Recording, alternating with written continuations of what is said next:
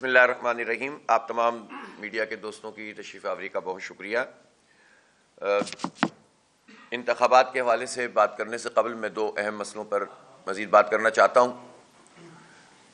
Intermediate کا جو result آیا تھا 11ویں جماعت کا، اور اس میں جس طرح سے کراچی کے طلباء و طالبات کے ساتھ زیادتی کی گئی اور تقریباً 75-80% طلباء و طالبات کو فیل کر دیا گیا، اور ان کا رزلٹ بھی جو پرسنٹیج تھی وہ بھی انتہائی کم تھی. اس پر ہم نے جب احتجاج کیا، اس موقف کو اٹھایا، تو ایک کمیٹی وزیر اعلیٰ صاحب نے قائم کی تھی اور اس نے اپنی تجاویز اور پورا اپنا جائزہ لے کر وزیر اعلیٰ صاحب کو دے دیا ہے. میں سمجھتا ہوں کہ اس کمیٹی کی رپورٹ کی جو چیزیں سامنے آئی ہیں اس کے مطابق کراچی کے نوجوانوں کے ساتھ بہت زیادہ زیادتی ہوئی ہے.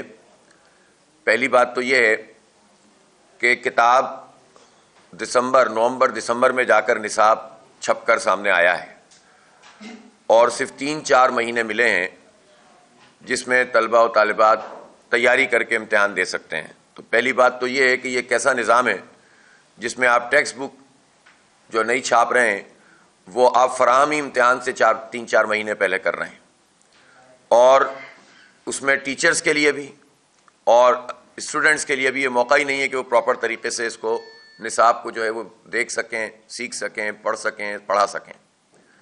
دوسری بات یہ ہے کہ سندھ ٹیکسٹ بک بورڈ کا جو کتاب ہے وہ ایک جیسی ہے، نصاب ایک جیسا ہے، لیکن امتحان الگ الگ ہیں. اور اس کے نتیجے میں مختلف بورڈز میں، یعنی کراچی کے جو پیپرز تھے جس کمیٹی نے ساری معلومات کی ہیں، وہ انتہائی مشکل بنائے گئے، اور ادر دین کراچی پیپر انتہائی آسان تھے. تو ظاہر ہے کہ جب آپ کتاب ایک ہے، نصاب ایک ہے، تو آپ امتحان الگ الگ کیسے لے سکتے ہیں؟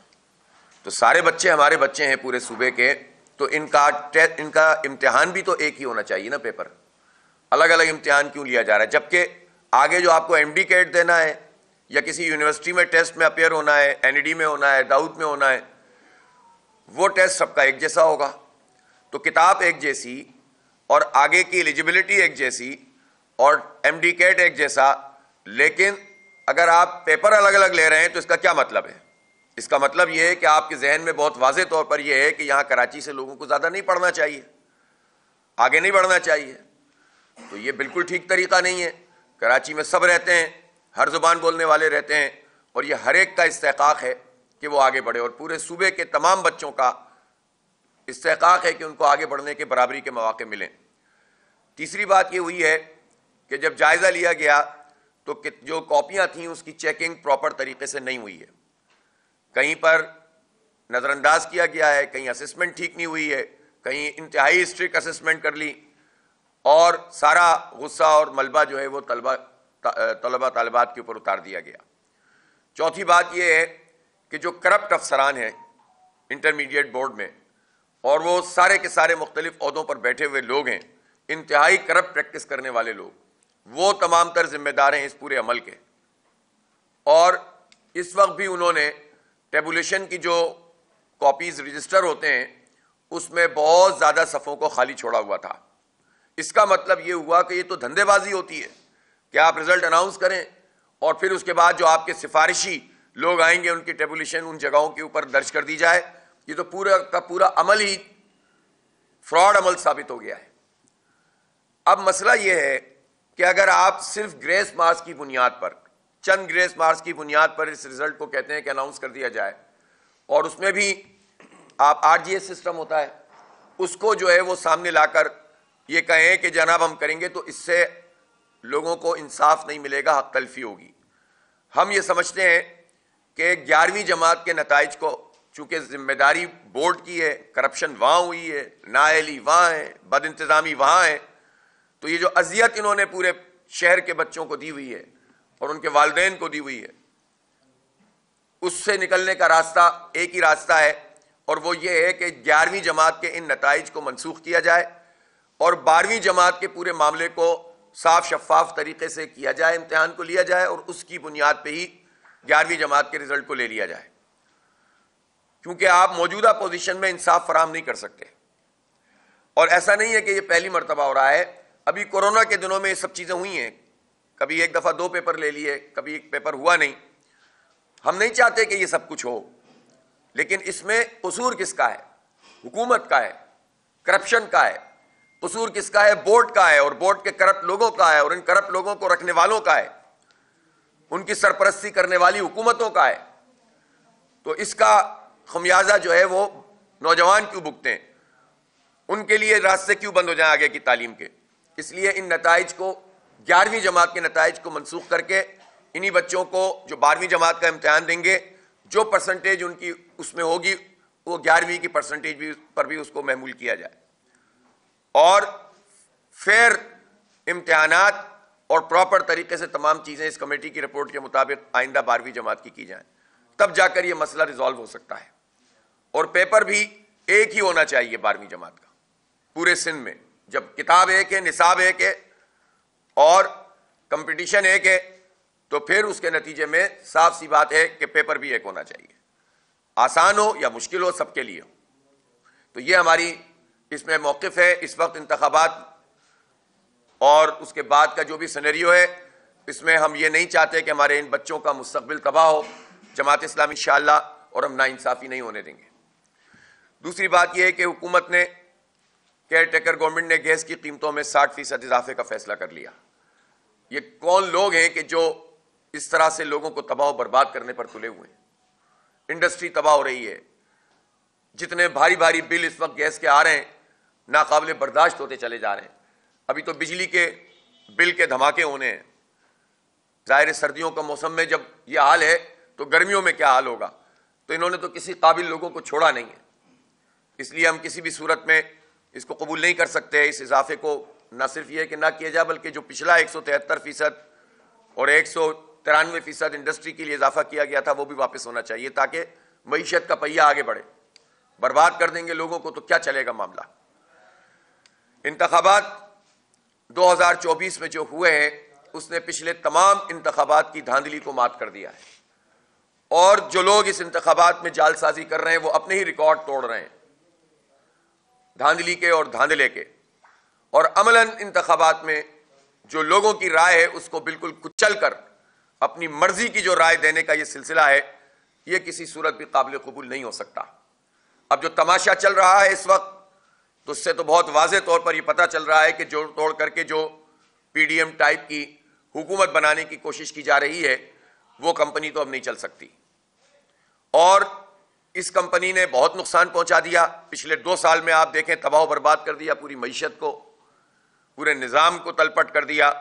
اب خاص طریقے سے ان کو مسلط کرنے کے لیے جس طرح جعل سازی کی گئی ہے، اور جعل سازی تو بہت چھوٹا لفظ ہے، یہ تو طاقت کے زور پر آپ نے نتیجہ دے دیا. بس یہ لو، پورا الیکشن، اس کی مہم، لوگوں کی رائے سب ایک طرف، اور آپ کا آر او کا لکھا ہوا نتیجہ ایک طرف. لکھے ہوئے نتیجے آر او آگے بڑھا رہے ہیں. تو یہ کسی صورت میں بھی قابل قبول نہیں ہے. آپ دیکھیں کتنی واضح بات ہے. جماعت اسلامی کے ووٹ کراچی شہر میں 8 لاکھ ہیں، اور ایم کیو ایم کے ووٹ کراچی شہر میں سارے ٹھپوں، اور پہلے سے بیلٹ پیپر دیے تھے تو جہاں جہاں انہوں نے قبضے کر لیے اور انہوں نے بیلٹ بکس میں ڈال دیے قبضہ کر کے، گن پوائنٹ پہ لوگوں کو نکال کے، خواتین کے بوتھ میں گھس کے، یہ ساری کاروائی ان کے بڑے بڑے جغادریوں نے کی ہے جو لیکچر دے رہے ہیں بعد میں اور جشن منا رہے ہیں. اس سب کے باوجود ان کے ووٹ 1,62,000 ہیں فارم 45 کے مطابق. تو 8 لاکھ والے کو 1 سیٹ اور 1,62,000، چلو 1.25 لاکھ لگا لو، جعل سازی سمیت، ٹھپوں سمیت، قبضوں سمیت. اور ان کو جو ہے وہ صوبائی کی 25، قومی کی 15 سیٹیں دے دی گئی ہیں. اور بالکل ٹھیک بات ہے کہ وہ تو ان کے کینڈیڈیٹ کھڑے نہیں کیے گئے. بالکل ٹھیک کہا کسی نے کہ اگر پورے پاکستان سے کھڑے ہوتے تو 2/3 سے زیادہ اکثریت مل جاتی، اور اگر پاکستان سے باہر کے بھی اگر امکانات ہوتے تو وہاں سے بھی اکثریت ملنا شروع ہو جاتی. تو بھائی یہ کیا طریقہ ہے، کیا تماشا ہے؟ ایک پٹی ہوئی پارٹی جس کو کراچی کے لوگوں نے کلیتاً مسترد کر دیا، اس کو اٹھا کر پھینک دیا. اگر 5 بڑی پارٹیاں تھیں تو وہ 6 نمبر پہ، 6 بڑی پارٹیاں تھیں تو وہ 7ویں نمبر پہ. ووٹ لوگوں نے ڈالے نہیں، 12 ووٹ، 15 ووٹ، 40 ووٹ. دوسرے کے 300، 200، 500 نکل رہے ہیں، ان کے 30 نکل رہے ہیں، 35 نکل رہے ہیں. کوئی ایک polling station M Q M نے نہیں جیتا 5,500 میں سے. اور اس پارٹی کو جس کا دہشت گردی کا ایک پورا کیریئر ہے، جس نے بھی اس کو مسلط کیا اس نے دہشت گردی کو فروغ دینے کی کوشش کی ہے. یہ پاکستان دوستی نہیں ہو سکتی، یہ پاکستان دشمنی ہے، یہ کراچی دشمنی ہے، یہ سندھ دشمنی ہے، یہ عوام دشمنی ہے، یہ آئین پاکستان کی خلاف ورزی ہے.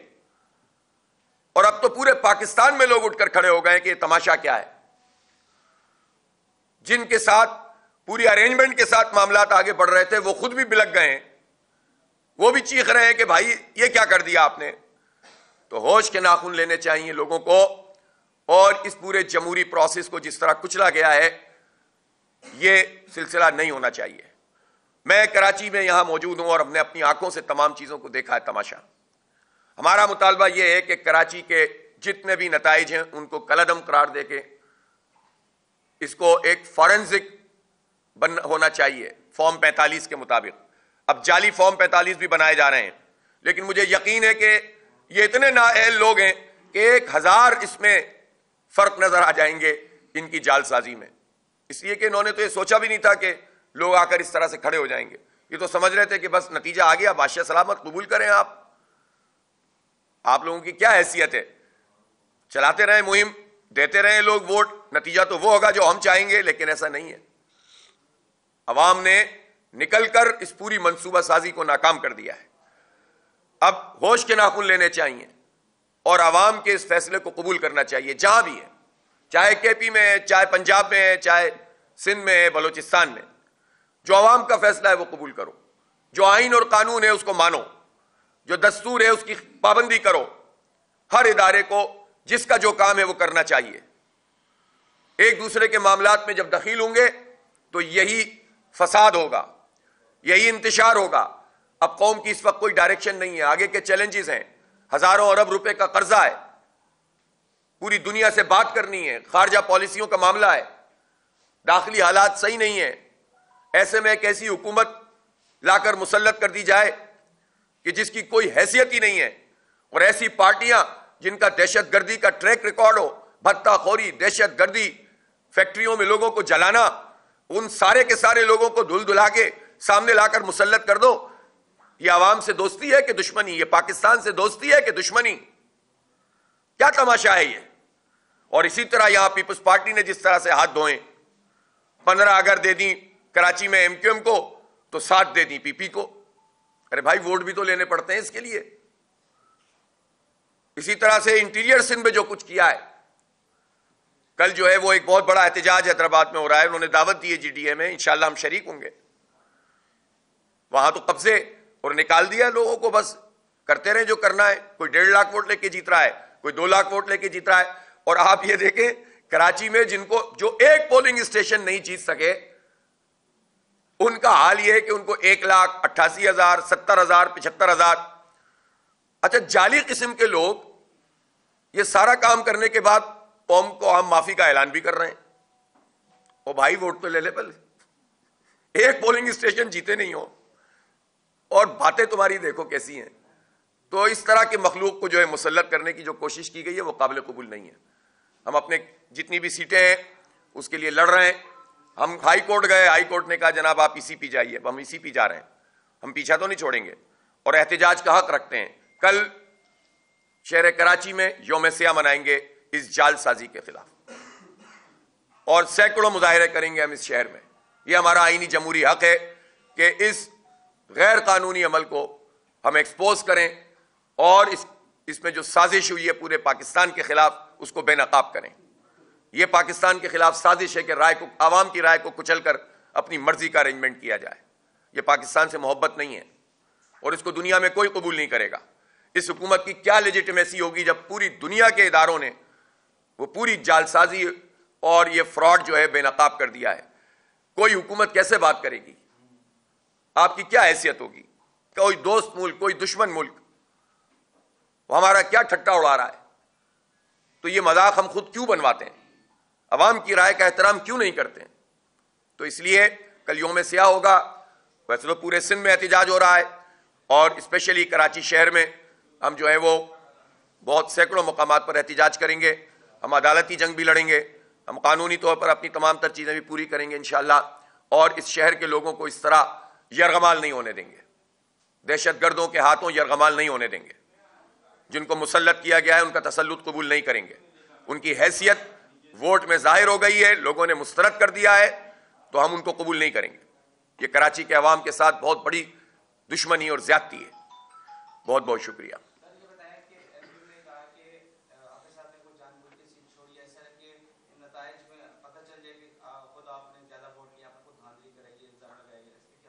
ان کی باتوں کو اب کیا سیریس لینا ہے؟ مطلب ظاہر ہے کوئی دلیل ہی نہیں ہے ان کے پاس، وہ کس بنیاد پہ کھڑے ہوئے ہیں؟ ایک پولنگ اسٹیشن 5,500 میں سے نہیں جیت سکے پورے کراچی میں۔ جس پارٹی کی یہ پوزیشن ہو وہ پارٹی جو ہے ہم پہ کیا بات کرے گی، میں اس پہ کمنٹ ہی نہیں کرنا چاہتا۔ یہ انہی سے پوچھیں آپ کس کا شکریہ ادا کر رہے ہیں؟ پتہ نہیں پروف کی غلطی ہوئی ہے، کیا ہوا ہے نہ کچھ پتہ نہیں، پوچھیے گا ان سے کس کا شکریہ ہے۔ کراچی کس کو کہہ رہے ہیں وہ آج کل؟ ان سے پوچھیے گا کہ وہ آج کل کراچی کس کو کہہ رہے ہیں؟ مجھے ہی کہہ رہے ہوں گے وہ، ہاں میرا خیال ہے مجھے ہی کہہ رہے ہیں۔ جی جی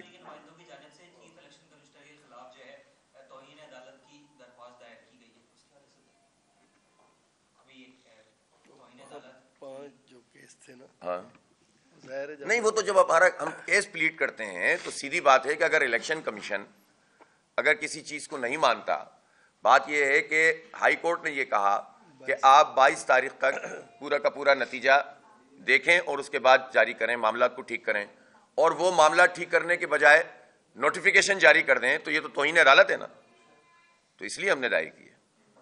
2018 کے الیکشنز کے جس طرح کے نتائج تھے اسی طرح اب 2024 کے الیکشن کے نتائج آئے ہیں، آپ اس میں کیا کمپیریزن دیکھتے ہیں؟ کیا فرق؟ سپرلیٹو ڈگری ہوتی ہے نا ایک، اس نتائج کی جو ایک ایکسٹریم ہو سکتی ہے نا، اس سے بھی زیادہ 2024 میں ہوا ہے۔